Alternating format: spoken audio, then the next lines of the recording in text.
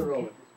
So everyone knows you, or I know you certainly as a great comedic actress and for great performances. Tell me about your early classical training.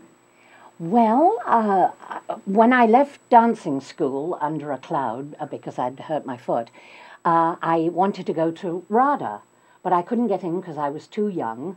So they sent me to the Preparatory Academy of RADA, where I stayed until I was old enough to try again, and then I didn't want to. I really wanted to go out and get into a repertory situation, which I did, but all I did was really awful comedies. You know, those English farces of the 30s, which are great fun, nevertheless, and they do teach you a lot, but it's not deep.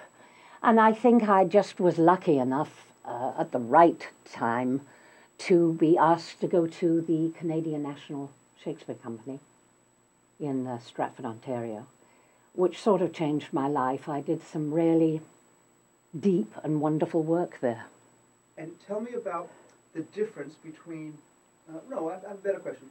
If you were telling a young actor who wants to learn about verse speaking and playing the classics, what would you tell them to do in terms of training? What would be your advice? Oh, try and find a company, a classic company of some sort that does maybe 4 or 6 productions a year or more, and start at ground level and just look and listen.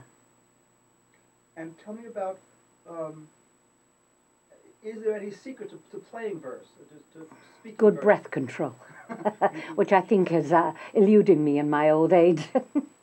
And tell me something else. What makes, how come that poem to me sounded as if it was written today as opposed to 300 years ago? I think that was in my interpretation, because I like to feel that poetry doesn't sort of stand still at any particular time that it was written, but that it has content and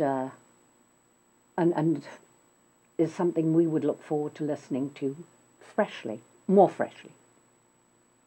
Well, that doesn't sound right. But no, you certainly pulled it off. It was fantastic. Thank you very much. The only other thing we need is for you to look right at the camera, yes, and say poetry.